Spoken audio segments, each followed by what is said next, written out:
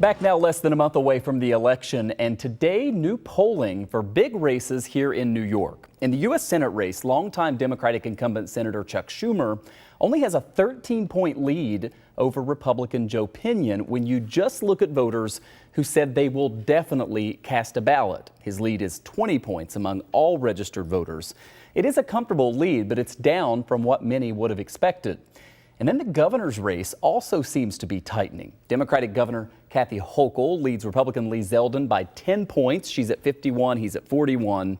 But that gap narrows to just 8 points when you only again include those who say they'll definitely vote.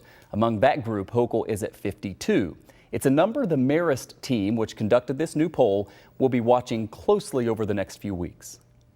Here you've got an incumbent governor, a Democrat in a wildly Democratic state, who's not all that popular and who doesn't have that much enthusiasm behind her, considering what we've seen in some of these other states.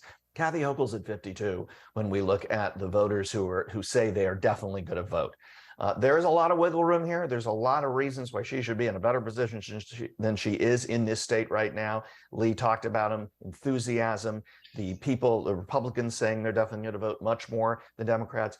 Upstate and suburbs especially, saying they're going to vote much more or they're more likely to vote. So lots of reasons that Kathy Hochul's campaign should be looking over their shoulder. There's a significant group of people who still have yet to decide about their feelings towards Lee Zeldin. And so that is an opportunity, but also could be a liability as well.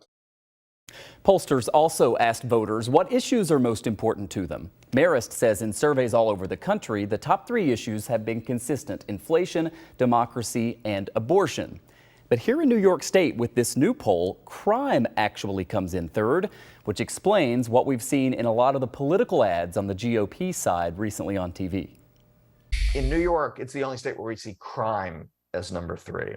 And so you guys aren't blind. You know that Lee Zeldin's been running a crime campaign. So he's not doing that because he's dumb. He's doing that because it is salient among New York voters. And whether that is enough to move these numbers is what we're watching here in the final, 3.5 weeks of the campaign. And one footnote, we mentioned protecting democracy, also one of those top issues. Of the Republicans who were polled here, more than half of them said that they had little or no confidence that the elections would be fair and accurate, despite the fact that there's been no proof of widespread fraud. Polls open at 6 o'clock in the morning on November 8th.